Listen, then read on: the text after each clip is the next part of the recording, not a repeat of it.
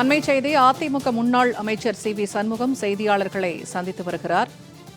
அவரது எம்ஆர்சி நகர் அலுவலகத்தில் ஆலோசனை நடைபெற்று வந்த நிலையில் தற்போது அதிமுக முன்னாள் அமைச்சர் சி.வி. சண்முகம் செய்தியாளர்களை சந்தித்து வருகிறார். அதிமுக முன்னாள் அமைச்சர் சி.வி. சண்முகம் தற்போது செய்தியாளர்களை சந்தித்து வருகிறார். சென்னை எம்ஆர்சி நகர் அலுவலகத்தில் ஆலோசனை கூட்டம் நடைபெற்ற நிலையில் செய்தியாளர்களை தற்போது அதிமுக முன்னாள் அமைச்சர் சி.வி. சண்முகம் சந்தித்து வருவதாக தகவல் வெளியாகியிருக்கிறது. செய்தியாளர் சந்திப்பின் போது அதிமுக தலைமை அலுவலகத்தை தாங்கள் கோயில் போல கருதுவதாக அவர் தெரிவித்திருக்கிறார். சென்னை எம்ஆர்சி நகரில் இருக்கக்கூடிய முன்னாள் அமைச்சர் சி.வி. சண்முகம் அவர்களின் அலுவலகத்தில் அவர் செய்தியாளரை சந்தித்து வருகிறார்.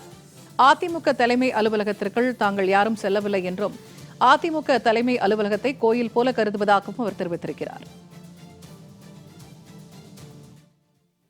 நாங்கள் ஏதோ அனைத்து இந்திய அண்ணா திராவிட முன்னேற்ற கழகத்திலே அலுவலகத்துக்கு வரப்போவதாகவும் என்ற செய்தி அடிப்படையில் காவல்துறை பாதுகாப்பு அளிக்கப்பட்டதாக காவல்துறை குவிக்கப்பட்டிருந்ததாக சொல்லுகிறார்கள்.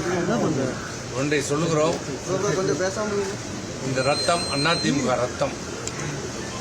எங்களை சட்டமன்ற உறுப்பினராக, நாடாளுமன்ற உறுப்பினராக, அமைச்சர்களாக பதவிகளை கொடுத்து அழகு பார்த்த இயக்கம் அனைத்து இந்திய அண்ணா திராவிட முன்னேற்ற கழகம்.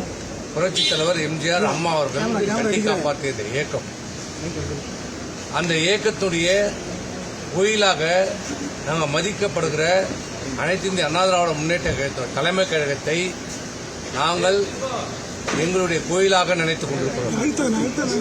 எந்த நிலையிலும், எந்த சூழ்நிலையிலும், எந்த காரணத்திற்காகவும் அந்த எங்களுடைய அனைத்து இந்திய அண்ணா திராவிட முன்னேற்ற கழகம் எங்கள் கோயிலான இந்த தலைமை கழகத்தின் மீது ஒரு தூசி படுவதற்கோ, எங்களால் அந்த தலைமை கழகத்திற்கு சிறிதளவும்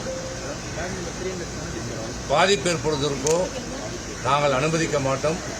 எந்த நிலையிலும், எந்த சூழ்நிலையும், எந்த காரணத்துக்காகவும். சென்னை ராயப்பேட்டையில் உள்ள அதிமுக அலுவலகத்திற்கு பாதுகாப்பு பலப்படுத்தப்பட்டுள்ளது குறித்து சி.வி. சண்முகம் தனது செய்தியாளர் சந்திப்பின் போது விளக்கம் அளித்திருக்கிறார். கூடுதல் தகவல்களை தருகிறார் செய்தியாளர் லாவண்யா. இப்ப சி.வி. சண்முகம் செய்தியாளர்களை சந்திக்கும் போது அதிமுக தலைமை அலுவலகத்தை கோயில் போல கருதுவதாகவும் யாரும் செல்லவில்லை என்ற தகவலை அவர் பகிர்ந்திருக்கிறார். ஆனால் அதிமுக தலைமை அலுவலகத்தில் காவல்துறை பாதுகாப்பு பலப்படுத்தப்பட்டிருக்கிறது என்று சொல்லப்படுகிறது. கள நிலவரம் என்னவாக இருக்கிறது? வணக்கம். சி.வி. சண்முகத்தை பொறுத்தவரை எந்த சூழ்நிலையிலும், எந்த ஒரு நிலைமையிலுமே அதிமுக தலைமை அலுவலகத்திற்கு தூசு கூட படவிட மாட்டோம், அங்கே வரமாட்டோம். அனைத்திந்திய அண்ணா திராவிட முன்னேற்ற கழகத்தின் உண்மையான தொண்டர்கள் என்று நிரூபித்த பிறகுதான் அங்கு செல்வோம் என தெரிவித்திருக்கிறார்.